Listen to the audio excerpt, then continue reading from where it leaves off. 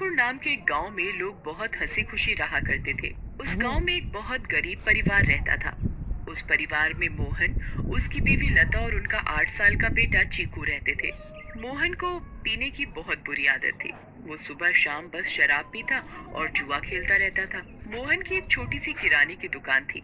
मोहन कभी भी उस दुकान को ठीक तरीके से नहीं चलाता था और जितना भी थोड़ा बहुत उस दुकान से कमाता था वो सारी कमाई शराब पीने और जुआ खेलने में उड़ा देता था। वो रोज शराब पीकर लता को मारता था और उसे घर चलाने के लिए कोई पैसे नहीं देता था। एक रात लता और चीकू भूखे बैठे थे क्योंकि घर में खाने के लिए कुछ नहीं था। वो देर तक मोहन का इंतजार करते रहे। अचानक दरवाजे पर खटखटाने की आवाज आती है। माँ, लगता है पापा आ गए। वो जरूर हमारे लिए कुछ खाने को लाए होंगे। हाँ बेटा, अब हम सब मिलकर पेट भरकर खाना खाएंगे। लता जल्दी से दरवाजा खोलने जाती है। जैसे ही वो दरवाजा खोलती है तो देखती है कि मोहन के दोस्त मोहन को पकड़कर खड़े हैं और मोहन नशे की हालत में है। अरे भैया, इतनी रात को आप लोग? अरे भाभी जी, क्या बताएं, आज तो मोहन ने हद ही कर दी। इतनी शराब पी रखी थी कि इसे इतना भी होश नहीं था कि ये कहाँ पड़ा है। हम इसे चौराहे पर से उठा कर लाए हैं। अगर कोई गाड़ी वाला कुचल जाता तो बताओ आप लोगों की तो जिंदगी खराब हो जाती। हाँ भाभी जी, बस आप लोगों का सोचकर हम इसे यहाँ ले आए, वरना तो इसका सबके साथ ऐसा व्यवहार है कि कोई इसकी मदद ना करे। मोहन के दोस्त मोहन को कमरे में ले जाकर लेटा देते हैं और वहाँ से चले जाते हैं। बेटा चीकू, आज हमें फिर से भूखा ही सोना पड़ेगा। मैं तेरे पापा के भरोसे तुझे और भूखा नहीं रख सकती। अब मुझे ही कुछ काम करना पड़ेगा। तू बस आज थोड़ी सी भूख बर्दाश्त कर ले। ठीक है माँ। चीकू और लता दूसरे कमरे में सोने चले जाते हैं। तभी मोहन नींद में बड़बड़ाने लगता है। थोड़ी देर बाद मोहन को होश आता है और वो खुद को अपने घर में पाता है। अरे ओ लता, कहाँ मर गई? मुझे बहुत तेज भूख लगी है। चल जल्दी से मेरे लिए खाना लेकर आ। लता बहुत गहरी नींद में सोई हुई होती है और उसे मोहन की आवाज सुनाई नहीं देती।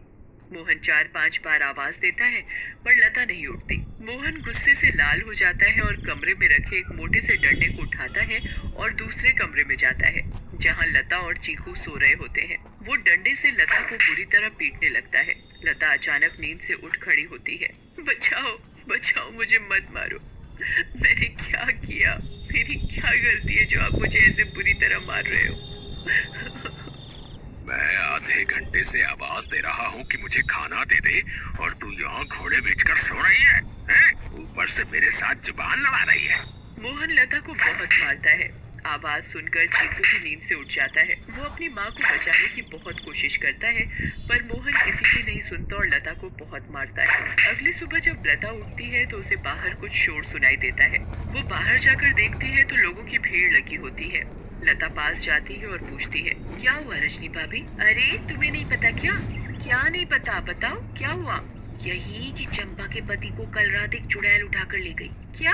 ये कैसी बातें कर रही हो भाभी आप? चुड़ैल वुड़ैल कुछ नहीं होता। आप भी किसी की बातों पर यकीन कर रहे हो। यकीन कैसे ना हो बहन, मैंने खुद अपनी आंखों से उस भयानक चुड़ैल को देखा है। उसके लंबे बाल, लंबे लंबे नाखून और दांत, उसकी लाल आंखें और डरावना चेहरा मैं कभी नहीं भूल सकती। जब मैं आधी रात को पानी पीने के लिए उठी तो थोड़ी ठंडक लेने के लिए खिड़की पर खड़ी हो गई थी और तभी मैंने देखा कि एक चुड़ैल चंपा के पति को हवा में उड़ाकर ले जा रही है। ऐसी बात है तो हमें संभल कर रहना होगा और शाम होते ही अपने घर के खिड़की दरवाजे बंद करने होंगे। बिल्कुल सही कहा लता भाभी आपने। सब अपने घर चले जाते हैं। लता भी काम ढूंढने निकल पड़ती है। वो घर घर जाकर काम मांगती है पर उसे कहीं काम नहीं मिलता। अंधेरा होने लगता है और आखिर में उसे सरपंच मिलता है। क्या हुआ लता? बड़ी परेशान दिख रही है। बस क्या बताऊं सरपंच जी, चीकू के पापा का तो सभी को पता है कि वो ठीक से कमाते तो है नहीं और जो कमाते हैं उसे दारू में उड़ा देते हैं।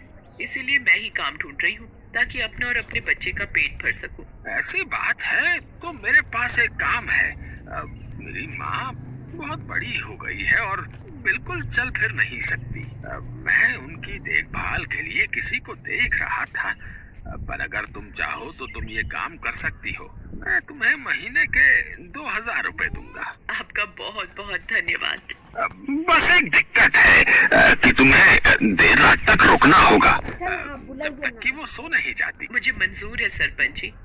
ये लो फिर 500 रुपए और कल से आ जाना। लता खुशी खुशी घर जाती है और ये बात चीकू को बताती है। दोनों बहुत खुश हो जाते हैं।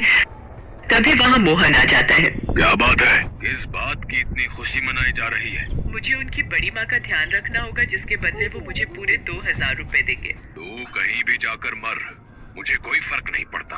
बस मुझे दारू पीने के लिए पैसे मिलने चाहिए। तभी मोहन को लता के हाथ में कुछ पैसे दिखते हैं। मोहन वो पैसे लता से छीन लेता है। लता बहुत रोती है और अपने पैसे मांगती है, पर मोहन उसकी एक नहीं सुनता और दारू पीने चला जाता है। लता उन पैसों में से कुछ पैसे अपने पल्लू में पहले से ही बांध लेती है, जिसका वो घर का राशन ले आती है। उस दिन लता और चीकू पेट भरकर खाना खाते हैं, चैन की नींद सोते हैं। दूसरी ओर चुड़ैल का आतंक शुरू हो जाता है। वो आसमान से आती है और गांव वालों के घरों के ऊपर उड़ती रहती है। वो कभी किसी के घर के ऊपर तो कभी किसी और के घर के ऊपर अपने शिकार की तलाश में उड़ती रहती है। अब मैं अपना शिकार करूंगी। किसको लेकर जाऊं आज अपने साथ? किसको? बहुत देर तक चुड़ैल को कोई दिखाई नहीं देता।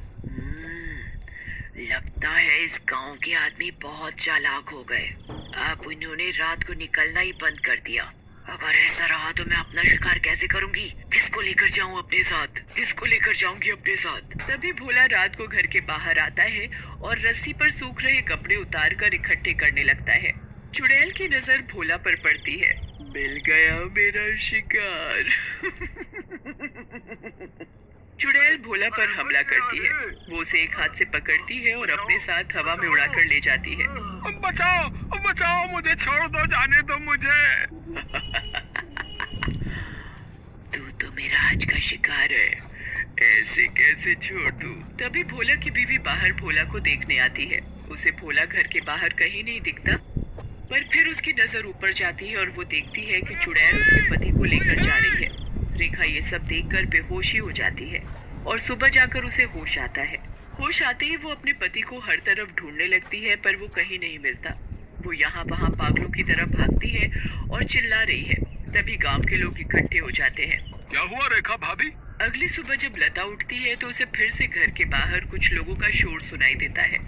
लता बाहर जाती है। क्या हुआ रजनी भाभी, आज किस बात का शोर हो रहा है? अरे लता, कल रात चुड़ैल रेखा के पति को उठा कर ले गई। रेखा का तो रो रो कर बुरा हाल है। बेचारी रेखा भाभी। पर मुझे ये समझ नहीं आ रहा कि वो चुड़ैल हर रात किसी के पति को ही क्यों उठा कर ले जाती है। सही कहा लता भाभी, हमें इस बात का जल्द से जल्द पता लगाना होगा। सभी लोग मिलकर एक तांत्रिक के पास जाते हैं और सारी बात बताते हैं।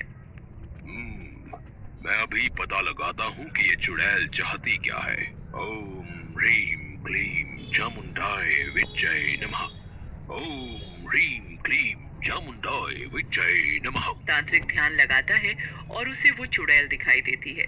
ये कोई साधारण चुड़ैल नहीं है, बहुत खतरनाक चुड़ैल है। इसे कब्जे में करना या खत्म करना मेरे बस की बात नहीं। पर हाँ, एक बात मुझे पता चली है, ये बस आदमियों को ही नुकसान पहुंचाती है। इससे औरतों या बच्चों को कोई खतरा नहीं, और इसकी शक्तियां रात को ही काम करती हैं।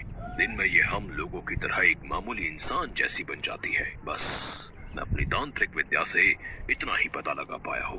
सब लोग अपने अपने घर चलने लगते हैं। तभी लता बोलती है, मेरे पास एक सुझाव है, अगर वो काम कर जाए तो। वैसे आप लोग मेरी बात सुनकर हंसेंगे, पर इसके अलावा कोई और तरीका नहीं दिख रहा इस चुड़ैल से बचने का। भाभी आप बताओ तो सही। पता चला अगला नंबर मेरा ही है। मैं अभी मरना नहीं चाहता। अंधेरा होने के बाद अगर सभी आदमी औरतों का भेष बनाकर रहे तो वो चुड़ैल किसी भी आदमी को औरत समझकर नहीं लेकर जाएगी। लता की बात सुनकर सब हंसने लगते हैं, पर बाद में सबको लता का ये सुझाव सही लगता है और सब अपने अपने घर चले जाते हैं। लता भी अपने घर चली जाती है। वो मैं कह रही थी कि गांव में चुड़ैल का आतंक बहुत बढ़ रहा है। वो हर रात एक आदमी को ले जाती है। तो गांव वालों ने तय किया कि सब आदमी अंधेरा होते ही औरतों के कपड़े पहन लेंगे, ताकि वो चुड़ैल उन्हें औरत समझकर छोड़ दे। तेरा दिमाग तो ठिकाने है या पागल वागल हो गई है? कोई बेवकूफी होगा जो ऐसा करेगा। मोहन लता की एक नहीं सुनता और चला जाता है। लता भी सरपंच के घर उनकी माँ की देखभाल के लिए चली जाती है। लता का पूरा दिन बहुत अच्छे से निकलता है। फिर रात हो जाती है और लता अपने घर के लिए निकल पड़ती है। दूसरी ओर गांव के सभी आदमी अंधेरा होते ही औरतों का भेष बना लेते हैं। लता जब अपने घर वापस जा रही होती है तो उसे आसमान से चुड़ैल आती दिखती है। लता बहुत डर जाती है और पेड़ के पीछे छुप जाती है। तभी वहाँ से मोहन गुजर रहा होता है। हे भगवान, अब मैं क्या करूँ? अब तो ये चुड़ैल इनको ले जाएगी। मैं इनको कैसे बचाऊं? मिल गया मुझे मेरा शिकार। चुड़ैल उड़कर मोहन को पकड़ लेती है। बचाओ, बचाओ, कोई मुझे इस चुड़ैल से बचाओ। चुड़ैल मोहन को लेकर हवा में उड़ने लगती है। तभी लता दौड़कर आती है, चुड़ैल का पैर पकड़ लेती है। चुड़ैल लता को देखकर वापस जमीन पर उतर जाती है।